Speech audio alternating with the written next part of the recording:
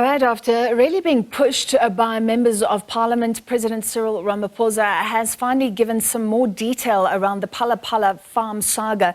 We were speaking to political analyst Sysman Motloung. He joins us again on the line, a few technical issues earlier.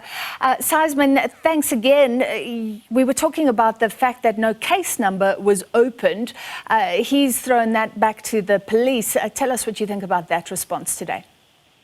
Yeah, what I wanted to say was that this allows him to pass culpability off to his entourage. Say, I did something as a responsible person, did report it, and those who are subordinated did not report it. But then one has to ask him again, if you reported, did you get feedback? What did you do afterward? Did you receive a case? Then we have to hold him accountable on that part, in terms of, as a responsible person, did he pursue this? Otherwise, if he did not, and the police also did not do much, those are close to him, it says to us, confirming what normal citizens say. You may report a case and nothing will be followed up into it. It only took this expose for the police to say there is a case number, we are investigating.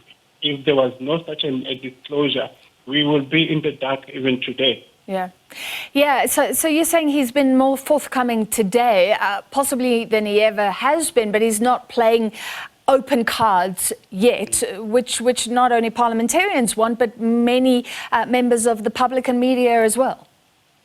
Definitely. I think it is necessary for him to explain and if there are any discrepancies in how he manages business interests, the public has to be clarified to draw that line in terms of what he, to the extent to which he used his office for profiting. If not, he keeps this to himself, then he leaves the public into speculation. And when we speculate, there are many possibilities about it. Yeah. And it says to us, he's not a very honorable man, because when he came to office, he promised the public some sense of transparency and anti-corruption, and now he seems to be the one on the offense. And it says really, one could say he's being hypocritical. Yeah, and I remember that whole discussion around a blind trust because, of course, the president had many business interests in the past. He does say that he declared that he would give up all his interests but retain his interests in agriculture and in farming, and that means that cattle can be bought and sold. And that should be a matter of public record, surely. Does that not put, I guess, at least the business interest side of things to rest? No, I think it's well, even if he would remain active. Remember, this executive code, ethics code, is also about one not being receiving advantage in terms of businesses. The ethics code declares it. You must put this in trust. You should not be active in business. And if he's found to have been active in business partially, that still puts him in conflict of interest. And as much as we've seen in the report that the security agencies had to go to the border of a neighboring country, there has been a communication with another sovereign state for his interest. So we see now state resources have been deployed for his benefit to some extent. So he's been benefiting, deriving profit in a way for personal interest while he's in office. What do you think about the performance of Parliament here as a whole? We saw some of the ANC members rallying around the president, the opposition members annoyed with that and saying that the speaker should not be a buffer between them and the president. Opposition parties, what do you think about their performance and the performances of Parliament, which is an arm of state which has been accused of not holding members of the executive accountable before?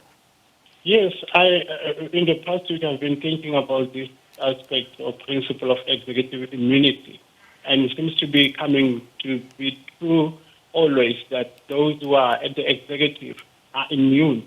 We can see at Zulum as a minister is found to be involved in some dodgy dealing, and he's let off.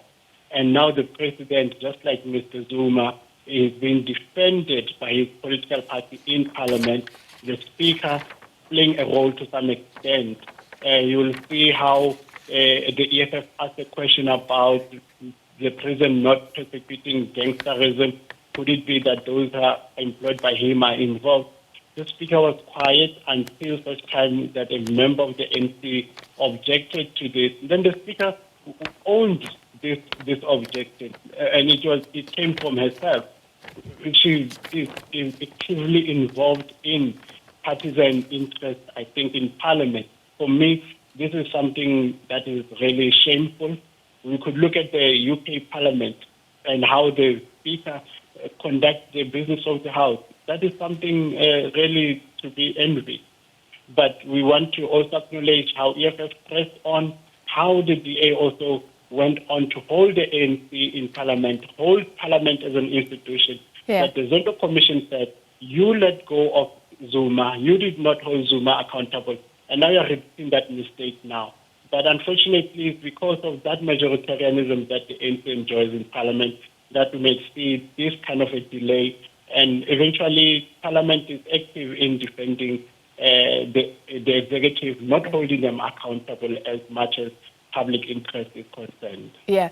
All right. So the Speaker should really be a neutral broker, even though she, of course, is a member of the ANC. So you're critical of her performance. Thank you for that analysis following what happened in Parliament earlier, Sysman Motloung.